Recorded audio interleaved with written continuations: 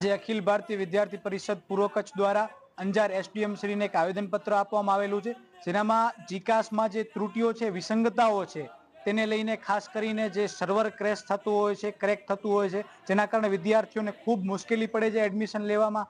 અને બીજું કે ખાનગી યુનિવર્સિટીઓને જીકાસથી બાકાત રાખવામાં આવેલું છે, તો ખાનગી યુનિવર્સિટીને આનામાં સમાવેશ કરવામાં આવે અને કાં તો જીકાસને નાબૂદ કરવામાં આવે. એક યુનિવર્સિટી માટે કેમ સરકાર દ્વારા સોફ્ટ કોર્નર રાખવામાં આવે છે?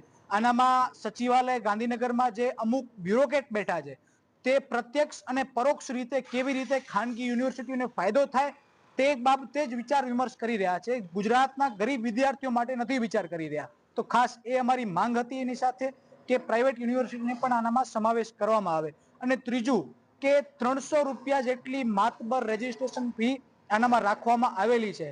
આજે કોઈ ગરીબ મધ્યમ વર્ગનો વિદ્યાર્થી હોય, જેના માતા પિતા મજૂરી કરતા હોય, તેના માટે 300 રૂપિયા એક બહુ મોટી અમાઉન્ટ છે. તો જ્યારે શિક્ષણનો ક્ષેત્ર છે, તેનામાં નોમિનલ શુલ્ક રહેવું જોઈએ. તો આ ખાસ 3 માંગને લઈ ને આજે એબીવીપી દ્વારા રજૂઆત કરવામાં આવેલી હતી અને આખા ગુજરાતભરમાં એબીવીપી દ્વારા આ વિષયને લઈ અને કલેક્ટર અને એસડીએમ ના માધ્યમથી માનનીય મુખ્યમંત્રી શ્રીને આ રજૂઆત કરવામાં આવેલ છે.